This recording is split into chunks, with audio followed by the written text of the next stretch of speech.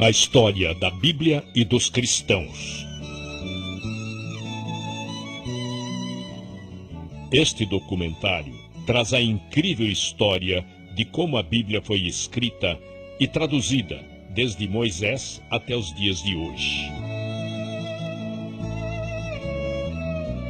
Foi muitas vezes queimada, banida e ridicularizada por décadas, desde a época dos imperadores romanos e monarcas ingleses.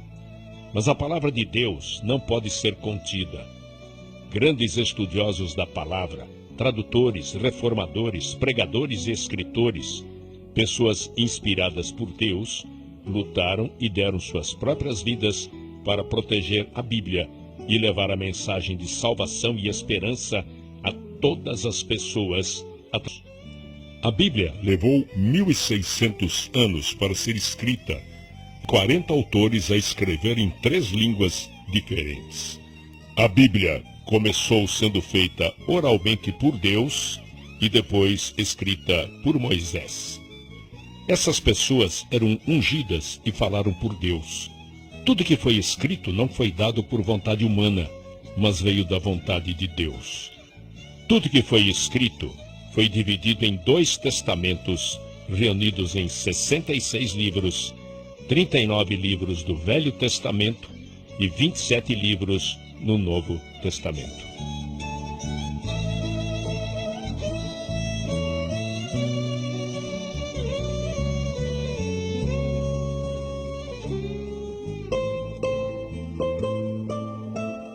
Trezentos anos antes de Cristo, Cânon, o Velho Testamento. A palavra cânon significa coleção de livros que constituem a Bíblia. A Bíblia antiga no Velho Testamento não difere da que temos hoje. Eles tinham apenas 22 livros na Bíblia. Entretanto, eram os mesmos 39 livros que temos hoje no Velho Testamento. Não só os livros de Moisés foram escritos nos anos de 1500 a.C. O livro de Jó foi escrito 400 anos antes disso. Em 586 a.C., quando os babilônios vieram assolar aquela terra, queimaram tudo o que podiam queimar no templo e puseram abaixo todas as rochas que o constituíam. Eles mantiveram os hebreus cativos por 70 anos e, quando voltaram do cativeiro, foram espalhados por todo o mundo. Construíram pequenas sinagogas no qual podiam ensinar e dar instruções. Para isto, se fazia necessária uma Bíblia para cada sinagoga, e isto os levou a uma nova constituição, a dos escribas. A escrita era primitiva, e não havia letra minúscula, e nem sinais de pontuação. Não havia espaço entre as palavras, e eles escreviam do lado direito do papel para a esquerda. Eles eram exigentes, se autorregulavam da seguinte forma: podiam usar apenas peles de animais limpos. Cada página não podia ter menos que 48 linhas e nem mais que 60. A tinta usada deveria ser preta e de uma receita especial, e deveriam pronunciar cada palavra em voz alta que estava sendo escrita. Deveriam limpar a caneta e se lavar por inteiro antes de escrever a palavra Jeová. Toda vez que escreviam, deveriam ter uma revisão em 30 dias. As letras, palavras e parágrafos deveriam ser contados. Os manuscritos só poderiam ser guardados em lugares sagrados. Antes da invenção da imprensa, este processo sacrificante contribuiu para a notável precisão das escrituras quando comparadas com as recentes descobertas arqueológicas. 250 a.C., a influência grega. Quando Alexandre o Grande conquistou o mundo, era uma época de racionalismo filosófico. Haviam estrelas como Platão, Sócrates e Aristóteles. O homem vivia se questionando, mas eles não tinham respostas para as próprias perguntas. Deixavam na mente humana um vácuo, um vazio, algo que precisaria ser preenchido. Quando Alexandre morreu em 323 a.C., o mundo se tornou bilíngue e o grego era a segunda língua mais falada. Por isso, se tornou importante haver uma tradução dos inscritos judaicos para o grego. Nesta época, não era chamado de Bíblia. Por volta do ano 285 a.C., havia vários judeus que faziam parte da subcultura egípcia. Demétrios de Palerum, responsável pela mundialmente famosa biblioteca em Alexandria, perguntou ao rei Ptolomeu Filadélfio do Egito se ele conseguiria a tradução da lei judaica para a biblioteca.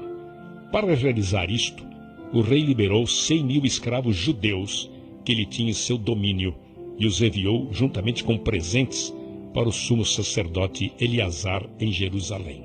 Assim, Eleazar fez o seu pedido. Ele desejava que fossem selecionados 6 sábios de cada uma das 12 tribos, somando assim 72 homens. Esses sábios deveriam ir a Alexandria para realizar esta tradução, e assim foram enviados e foram bem recepcionados. Em 72 dias, eles traduziram todo o Torá. Este trabalho ficou conhecido como Septuaginta, que em grego significa 70. Esta tradução, portanto, foi feita antes da vinda de Jesus. No período de 300 a 400 anos antes de Cristo, praticamente não existia mais profetas, e a palavra de Deus era escassa. Por isso, alguns livros escritos neste período foram considerados apócrifos ou não canônicos, por não serem considerados inspirados por Deus. 0 a.C. a 90 depois de Cristo, a compilação do Novo Testamento. Se pegarmos o primeiro século e vermos os fatos, teríamos 3 situações.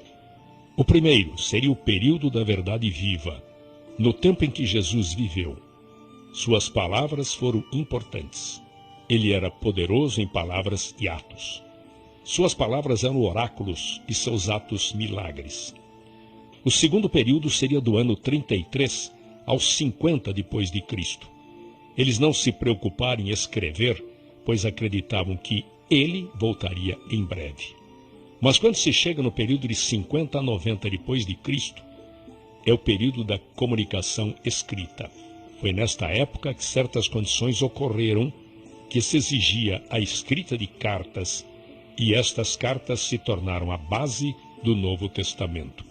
Hoje, estes manuscritos do Novo Testamento estão guardados na Universidade de Manchester, na Inglaterra. A Bíblia nos foi dada em fragmentos, e os paleógrafos tiveram que juntar vários fragmentos para que tivéssemos uma cópia completa.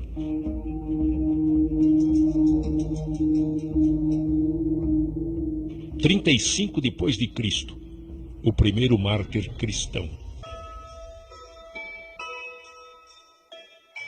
Havia-se passado 7 anos após a ressurreição de Cristo, e um problema surgiu entre as viúvas gregas e hebraicas.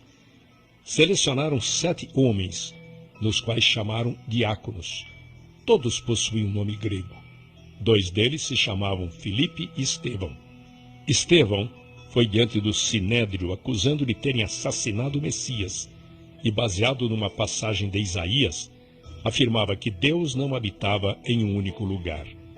Levantou ira tanto aos saduceus quanto aos fariseus.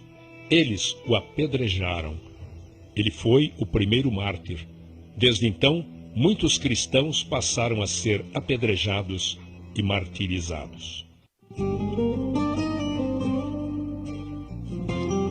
45 a 68 depois de Cristo, os inscritos de Paulo. Paulo abriu caminho para as igrejas dos gentios. Seu trabalho foi incansável por 30 anos. Escreveu a grande maioria das epístolas do Novo Testamento, muitas delas escritas na prisão. Foi muitas vezes chicoteado e morreu nas mãos do imperador Nero. Pedro foi crucificado, embora não se achasse digno de ser crucificado da mesma maneira que foi Jesus.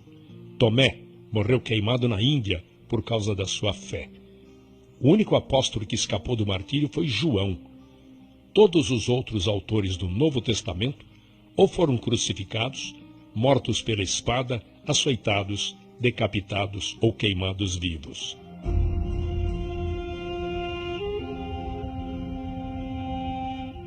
A expansão.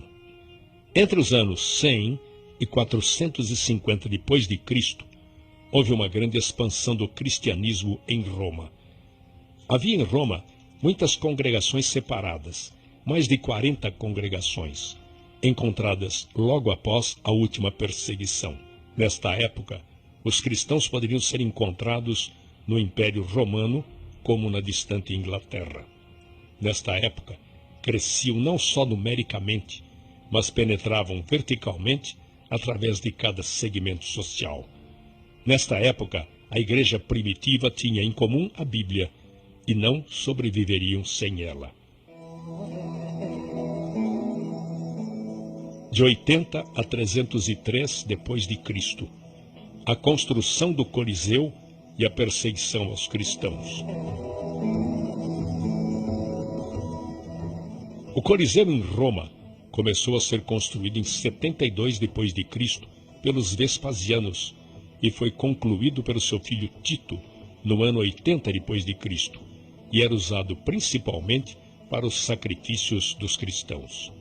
Uma série de 10 perseguições ocorreu contra a igreja. A perseguição romana começou no ano 64 depois de Cristo, ocasionada por Nero. Nero colocou fogo em Roma e culpou os cristãos por isso. Nero os queimara à meia-noite para que servissem de tocha para a cidade. Casas eram lotadas de cristãos e em seguida incendiadas. Grupos de 50 eram colocados e amarrados por corda e lançados ao mar. Todas estas ações de Roma eram para acabar com a influência dos cristãos. Existiam 4 razões para as perseguições. Primeiro, era política. Os cristãos se reuniam à noite em lugares clandestinos e tinham medo de que formassem grupos políticos. Segundo, era religiosa. Eles se recusavam a oferecer incenso no altar para César. Terceiro, social. Eles tinham uma maneira de vida distinta. Acreditavam que todos os homens eram iguais. Para os romanos, era Nero numa extremidade e o restante da população na outra extremidade da escala social. Quarto, razão financeira. Os romanos viviam também de fabricar estátuas e esfinges, pequenas imagens de idolatria da deusa Diana. A última das séries de 10 perseguições foi realizada em 303 depois de Cristo por Diocleciano. Diocleciano ascendeu socialmente pela via militar e se tornou comandante do imperador Caro. Com sua ascensão ao poder, Diocleciano pôs um fim à crise do terceiro século. Indicou um oficial, seu colega militar, Maximiano, para o cargo de Augusto, na prática, co-imperador, e indicou Galério e Constâncio como Césares, co-imperadores de menor estatura. Sob este sistema de tetrarquia, ou governo de 4, cada imperador tinha autoridade sobre 1/4 do império, embora fosse um governo conjunto.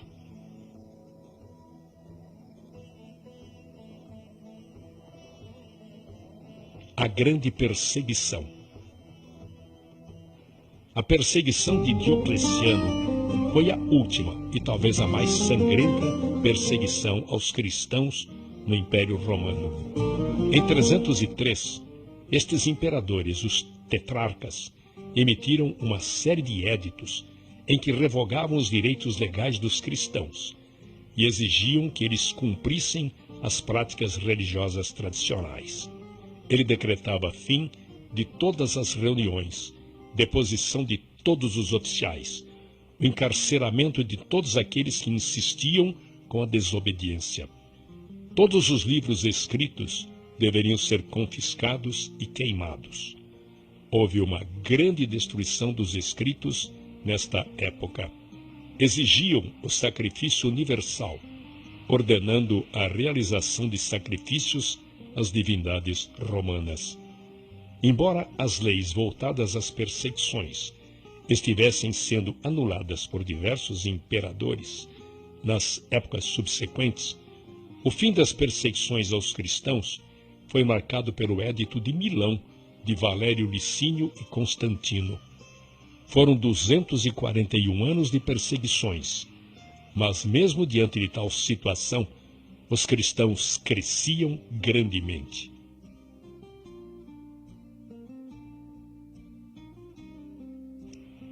O fim das perseguições.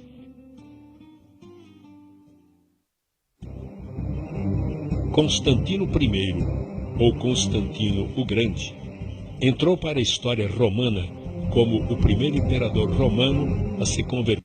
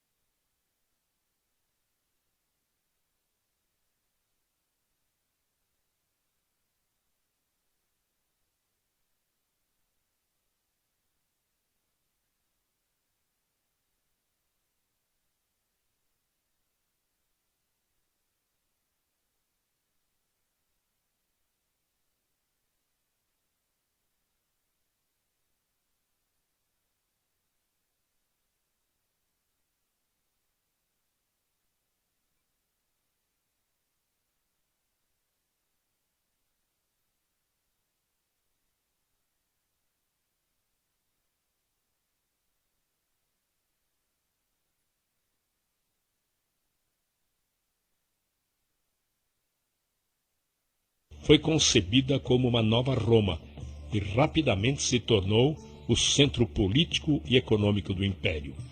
Sua criação teve repercussões também no plano eclesiástico. Enquanto em Roma a Igreja Católica adquiriu mais autoridade, em Constantinopla o poder civil controlou a Igreja. A mudança da capital imperial enfraqueceu a influência do Papado de Roma e fortaleceu a influência do bispo de Constantinopla sobre o Oriente, um dos eventos notáveis que provocariam futuramente o grande cisma do Oriente. Constantinopla é o antigo nome da cidade de Istambul, na atual Turquia.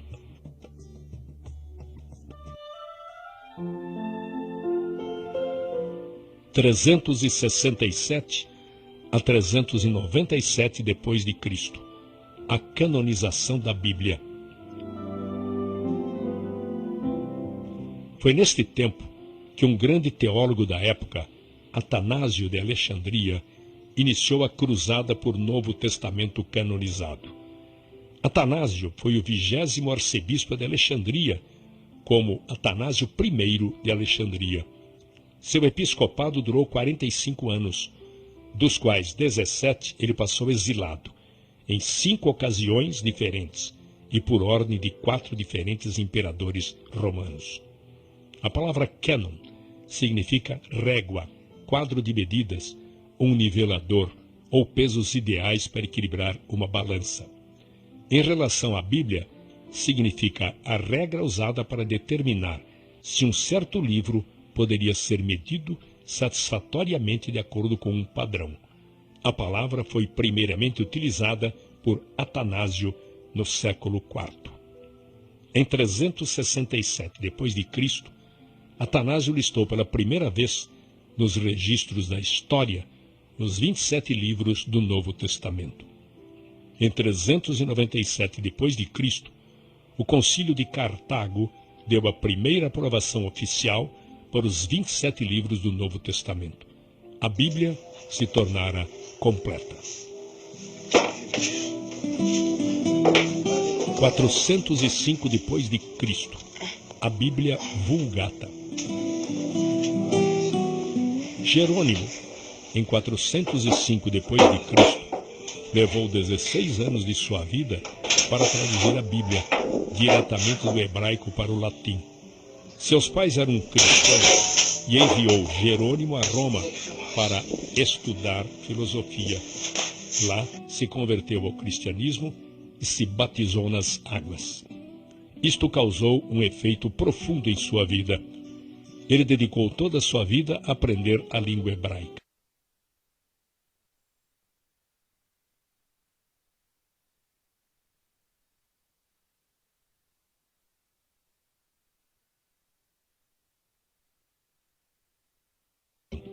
Aí ele se mudou para Jerusalém para viver uma vida monástica e se dedicou totalmente a esta tarefa de traduzir toda a Bíblia para o latim. Foi a primeira e por séculos a única versão da Bíblia que traduziu o Velho Testamento diretamente do hebraico e não da tradução grega conhecida como Septuaginta. No Novo Testamento, São Jerônimo selecionou e revisou textos e traduziu também para o latim.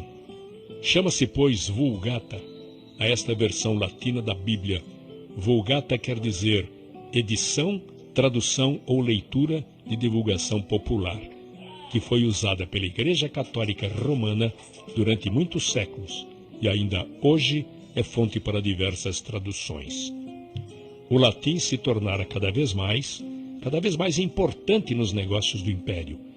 No ano de 405 d.C., sua missão havia sido concluída, e ele morreu em 420 d.C. Na verdade, este se tornou um instrumento que bloqueava qualquer outra vulgata. Foi tão altamente admirada que as gerações posteriores resolveram proibir qualquer outra tradução. O latim se tornara a língua oficial da Igreja e com isto todas as outras traduções da Bíblia foram proibidas. O bom se tornou um inimigo. Isto de fato privou o povo da Bíblia e deixou o mundo afundado na escuridão da Idade Média. 550 d.C., a escuridão da Idade Média. A Igreja foi o poder absoluto nesta época, mas este é um triste capítulo na história do cristianismo. A Bíblia ficaria trancada e restrita aos conventos. Foi confinada a um pedestal e poucos privilegiados a podiam ler. Este é um triste capítulo na história da era cristã que levou centenas de anos até que viesse a Reforma. Enquanto isso, a Igreja era consumida com seus objetivos políticos e isto resultou nas cruzadas e outras atrocidades. Um número incontável de vítimas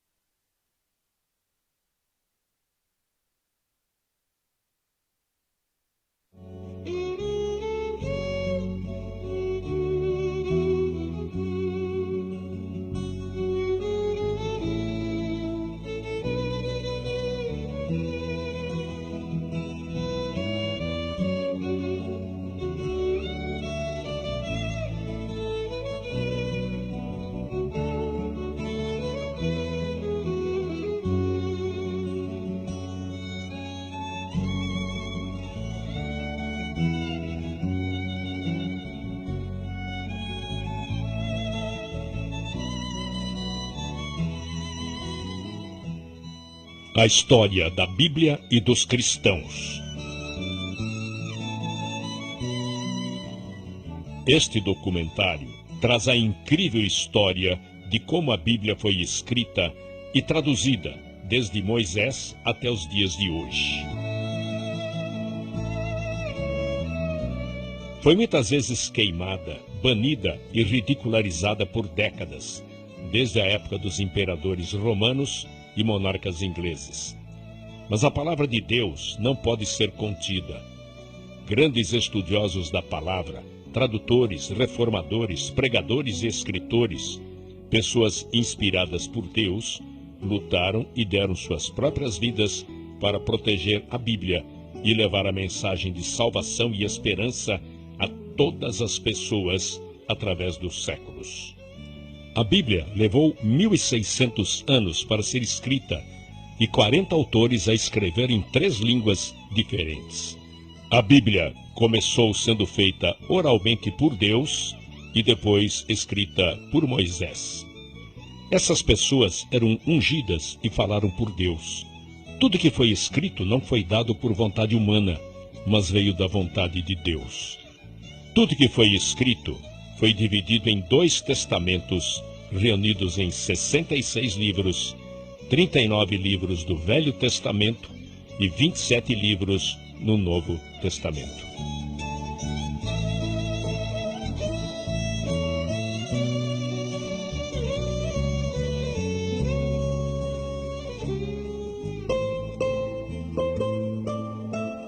Trezentos anos antes de Cristo, Cânon, o Velho Testamento. A palavra cânon significa coleção de livros que constituem a Bíblia. A Bíblia antiga no Velho Testamento não difere da que temos hoje. Eles tinham apenas 22 livros na Bíblia, entretanto, eram os mesmos 39 livros que temos hoje no Velho Testamento. Não só os livros de Moisés foram escritos nos anos de 1500 a.C. O livro de Jó foi escrito 400 anos antes disso. Em 586 a.C., quando os babilônios vieram assolar aquela terra, queimaram tudo o que podiam queimar no templo e puseram abaixo todas as rochas que o constituíam.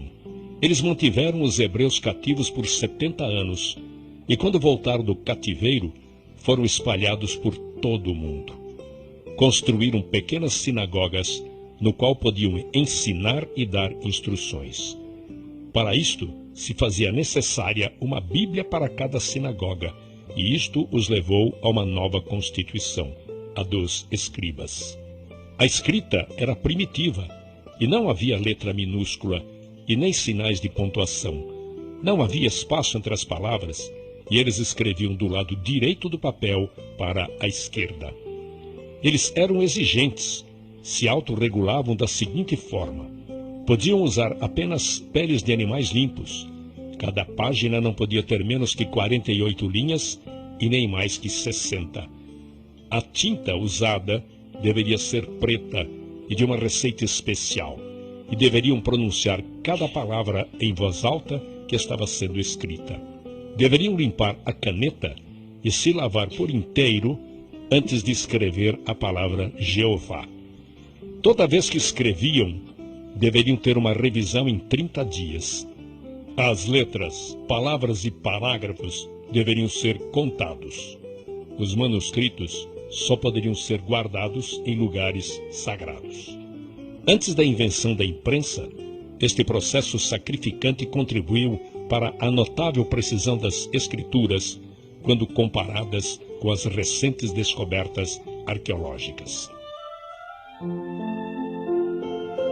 250 a.C., a influência grega. Quando Alexandre o Grande conquistou o mundo, era uma época de racionalismo filosófico. Haviam estrelas como Platão, Sócrates e Aristóteles. O homem vivia se questionando, mas eles não tinham respostas para as próprias perguntas. Deixavam na mente humana um vácuo, um vazio, algo que precisaria ser preenchido. Quando Alexandre morreu em 323 a.C., o mundo se tornou bilíngue e o grego era a segunda língua mais falada. Por isso, se tornou importante haver uma tradução dos inscritos judaicos para o grego. Nesta época, não era chamado de Bíblia. Por volta do ano 285 a.C., havia vários judeus que faziam parte da subcultura egípcia. Demétrios de Palerum, responsável pela mundialmente famosa biblioteca em Alexandria, perguntou ao rei Ptolomeu Filadélfio do Egito se ele conseguiria a tradução da lei judaica para a biblioteca. Para realizar isto, o rei liberou 100.000 escravos judeus que ele tinha em seu domínio e os enviou juntamente com presentes para o sumo sacerdote Eleazar em Jerusalém. Assim, Eleazar fez o seu pedido. Ele desejava que fossem selecionados 6 sábios de cada uma das 12 tribos, somando assim 72 homens.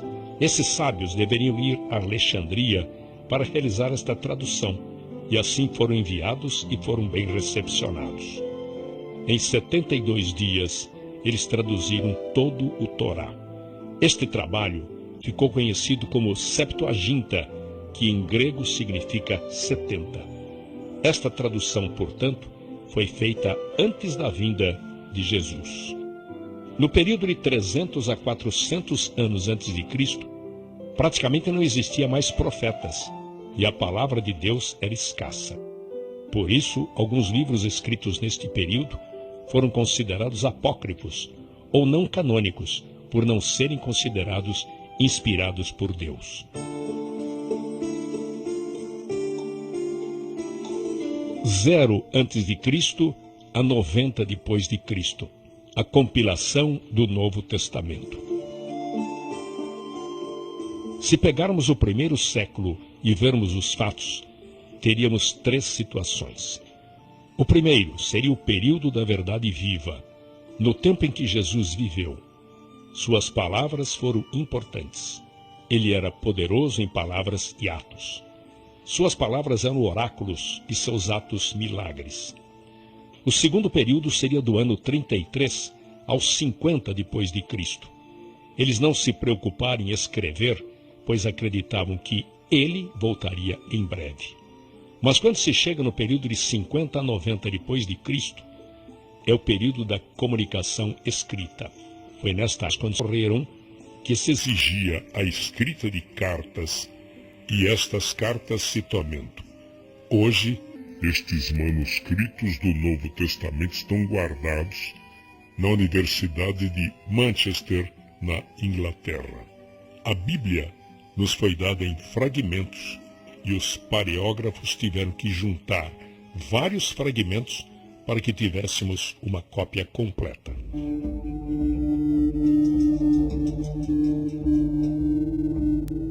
Em 35 depois de Cristo, o primeiro mártir cristão. Havia-se passado 7 anos após a ressurreição de Cristo, e um problema surgiu entre as viúvas gregas e hebraicas. Selecionaram 7 homens, nos quais chamaram diáconos. Todos possuíam um nome grego. 2 deles se chamavam Filipe e Estevão. Estevão foi diante do Sinédrio acusando de terem assassinado o Messias e, baseado numa passagem de Isaías, afirmava que Deus não habitava em um único lugar. Levantou ira tanto aos saduceus quanto aos fariseus. Eles o apedrejaram. Ele foi o primeiro mártir. Desde então, muitos cristãos passaram a ser apedrejados e martirizados.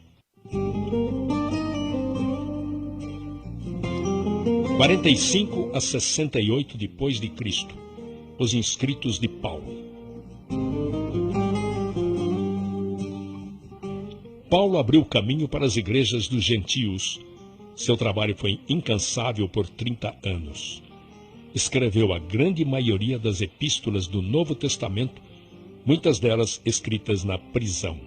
Foi muitas vezes chicoteado e morreu nas mãos do imperador Nero. Pedro foi crucificado, embora não se achasse digno de ser crucificado da mesma maneira que foi Jesus. Tomé morreu queimado na Índia por causa da sua fé. O único apóstolo que escapou do martírio foi João. Todos os outros autores do Novo Testamento ou foram crucificados, mortos pela espada, açoitados, decapitados ou queimados.